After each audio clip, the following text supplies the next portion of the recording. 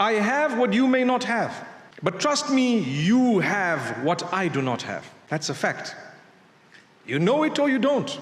Unfortunately, in the material world, success is gauged by how much money you have.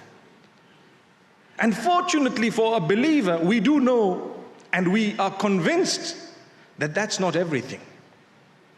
Because had wealth been directly connected to the pleasure of the Almighty, the wealthiest of the lot would have been none other than Prophet Muhammad sallallahu alaihi wasallam, may peace be upon him. But he went through challenges. He lost in his life his own children, one after the other.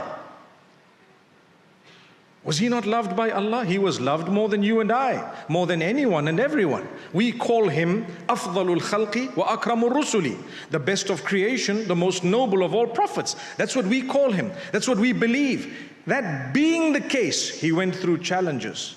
He went through hardship. People spoke negatively about him.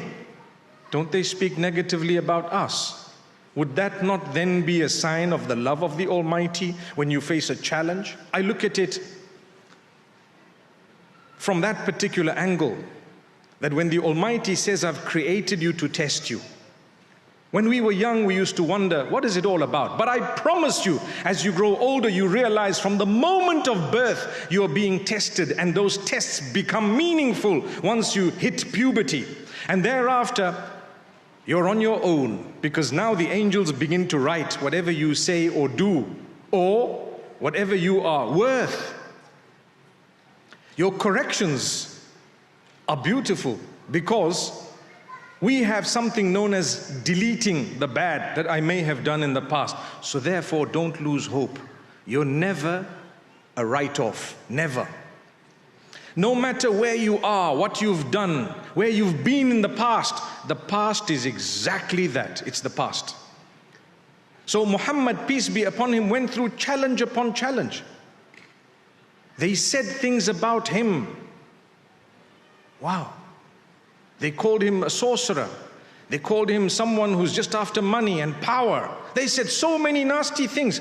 Some of these nasty things, don't they say about us? Well, I tell you, that is a sign that the Almighty has chosen you to go through this test, similar to that of His most beloved. So don't worry. Take it in your stride, seek the help of the Almighty.